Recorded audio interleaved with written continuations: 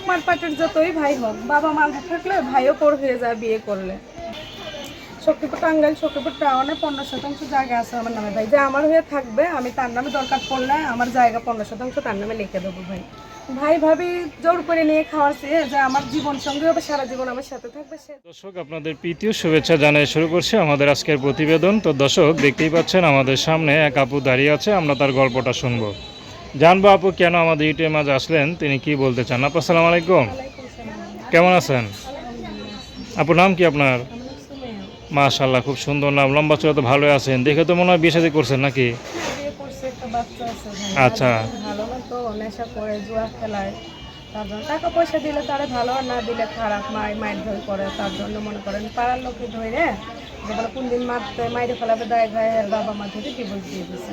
আচ্ছা আচ্ছা, তো স্বামী কি কাজ করতো? আমি কোনো কাজ করতে না ভাই, আমি সেলাই মেশিনের কাজ করতাম। মনে করেন ওই সেলাই মেশিনের কাজ দিয়ে যা পাইতাম উপার্জন করতাম, সে নিয়ে জুয়া খেলে হাইরে ফেলাইতো। টাকা দিলে ভালো, না দিলে নাই। লাস্টে মেশিনটা ফোনটা আমার বাড়িতে খেয়ে ফেলাইছে। বাবা মা আছে? বাবা মা নাই, নানা নানির কাছে মানুষ হয়েছে, একটা ভাই আছে।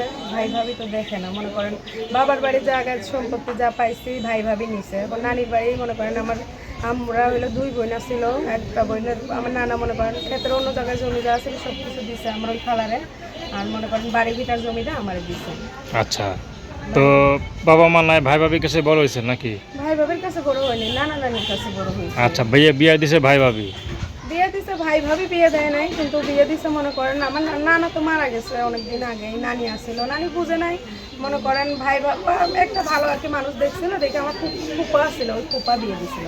আচ্ছা আচ্ছা, তো ভাই ভাবি গার্ডেন হিসেবে ছিল না নাকি? ভাই ভাবি গার্জিয়ান হিসেবে আসছিল তারা, কিন্তু তারা তো টাকা পয়সা দিয়ে বিয়ে দেবে না আমারে, টাকা পয়সা দিয়ে বিয়ে দেবে না। তারপরে উনি ভালো করে দেখেই তো বিয়ে দিল। উনি কপালে যদি খারাপ থাকে কিছু করার আছে। আচ্ছা, সে নেশা করতো, জুয়া খেলতো, এটা তার আমরা ভিতরে যেয়ে দেখি নাই। সে বলছিল যে আমার দোকান আছে, আমি দোকান করি। পড়াশোনা করছেন? পড়াশোনায় মনে করেন 7 পর্যন্ত করছিলাম, আর ভাই কোরআন শরীফ করছি। মা বাবা নাই তো, যতটুকু পারছি ততটুকু করছি। তো যদি একটু পড়াশোনা করতেন তাহলে মনে করেন ভালো পরিবারে ভালো ছেলের সাথে বিয়ে হইতো না? ভাই পড়াশোনা এইখানেও ভালো পরিবারই আছে, তাদের পরিবার ভালো, কিন্তু মানুষটাই তো ভালো না। তার যার কাছে টিকবো তার কাছে তো টিকতে পারি না ভাই।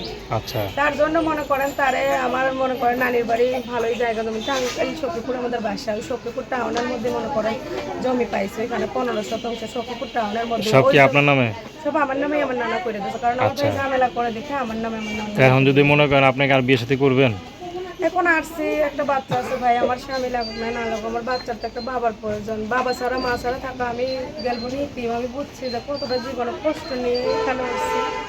তেমন তার জন্য ভাই আসছি যে যদি একটা ভালো মানুষ পাই, সে যদি আমার বাচ্চার দায়িত্ব নেয়, আমার পাশে থাকে। আমি তার কাছে মাস গেলে খাওয়ান খরচও যাবো না। আমার জায়গা জমি বাড়ি ঘর সব কিছু আছে, তার নামে লিখে দিবেন? তার নামে সে যদি আমার পাশে থাকে তার নামে অবশ্যই আমি লিখে দেবো। আচ্ছা কারণ সে আমার হয়ে থাকলে আমারই যদি আমি তারে দিয়ে দিই, তাহলে আমার জায়গা জমিন দেবে কি করবো ভাই? আচ্ছা, তার যদি কাছে আপনি তো বড় সম্পদ, যদি আপনি তারে দিয়া দেন, হ্যাঁ। তারে শোভা দিতে পারেন, তার সম্পদ দিতে কোনো ব্যাপার না, ঠিক না? কিন্তু ভাই আরেক কথা, মনে করেন সম্পদটা বন্ধক আছে আর কি। আমার ওই যে হাজবেন্ড ভালো আছিল না ভাই, কইছিল বলে আমি দোকান খুলে একটা ব্যবসা করবো, তারে দেওয়ার জন্য মনে করেন ওই জায়গা জমিন বন্ধক দিয়েছিলাম, কিছু টাকা পাই, এখানে 60,000 টাকা। হুম। এখন যে আমার হয়ে থাকবে, আমার পাশে থাকবে, তারা যদি আমারে দিতে পারে, আমি তার জায়গা জমি না আমার তারে দিয়ে দেবো। আচ্ছা, তো দর্শক নাম কি বললেন? আমার নাম সুমাইয়া তো ভাই। তার নাম্বারটা হলো 01336077260। আমি নাম্বারটা আবারও বলছি 01336077260। তো প্রেম ভালোবাসা বিয়ে শাদী করা একান্ত আপনাদের ব্যক্তিগত ব্যাপার, আর কিছু বলবেন? এখন বলবো কি ভাই, আমার যে বিয়ে করতে চাবে, আমার যে পাশে থাকবে, তার যদি বউ থাকে বাচ্চা থাকে, তাও আমার কোনো সমস্যা নেই। আমি জীবনে না চাইলে তার বাসাও আমি কোনোদিন যাবো না। আচ্ছা।